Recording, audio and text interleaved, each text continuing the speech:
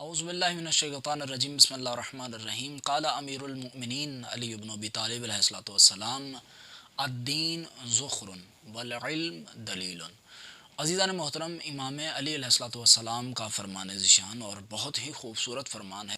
دو جملوں میں مولا نے ایک بہت بڑی حقیقت ہمارے سامنے آشکار کی۔ فرمایا الدین ذخر، دین ذخیرہ ہے۔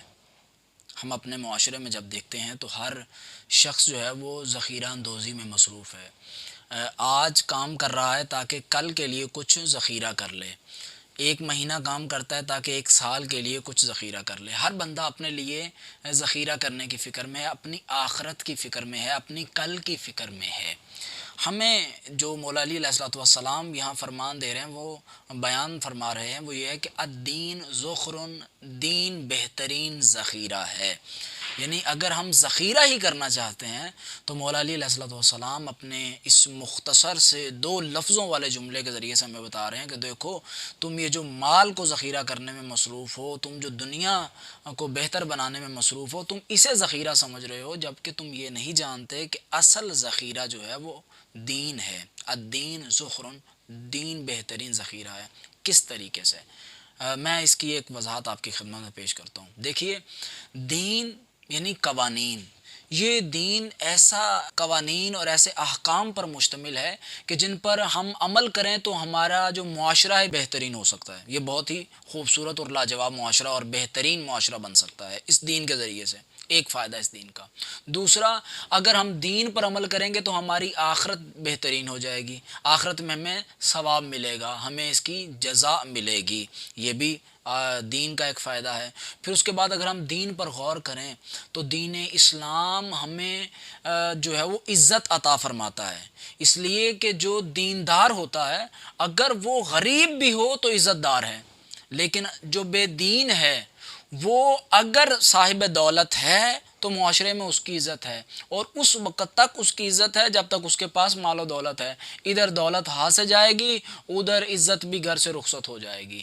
لیکن جو شخص اہل دین ہے، جو شخص دیندار ہے، جو شخص اہل مروت ہے، جو شخص اپنے دین اور دنیا کی فکر کرتا ہے، اپنے آخرت کی فکر میں ہے اور احکام الہیہ پر عمل کرتا ہے، وہ غریب بھی ہو، جھونپڑی میں رہنے والا بھی ہو، اس کی ہر کوئی عزت کرتا ہے۔ حتیٰ کہ جو اہل مال ہوتے ہیں وہ بھی اس کی عزت کرتے ہیں اور اس کو اہمیت دیتے ہیں۔ اب یہ کتنا خوبصورت جملہ ہے جو مولا علی علیہ الصلوۃ والسلام نے ارشاد فرمایا، اور ان تمام باتوں سے اس کی اہمیت کی طرف ہمیں اشارہ ملتا ہے کہ الدین ذخر، اور پھر مولا نے فرمایا والعلم دلیل، اور دلیل جو ہے وہ علم ہے۔ عزیزان محترم، اگر ہمارے پاس علم نہیں ہے تو ہم کسی کام کے نہیں ہیں۔ ہمیں سب سے زیادہ جس چیز پر توجہ دینی چاہیے، جس پر کام کرنا چاہیے، وہ علم ہے۔ ہمیں اپنے آپ کو ہر روز دیکھنا چاہیے کہ آج میں اپنے علمی لیول میں کس مقام تک پہنچا، کل میرا علمی مقام کیا تھا، آج میرا علمی مقام کیا ہے، کل میں نے کیا سیکھا اور آج میں نے کیا سیکھا، اور کل کو میں کیا سیکھوں گا۔ ہمیں اپنے علم کو بڑھانا چاہیے، اس لیے کہ جتنا زیادہ علم ہوگا اتنی زیادہ معرفت ہوگی، اور جب معرفت ہمارے پاس آ جائے گی تو پھر ہماری عبادت وہ عبادت قرار پائے گی، وہ عبادت بن جائے گی جس کے لیے ہمیں خلق کیا گیا۔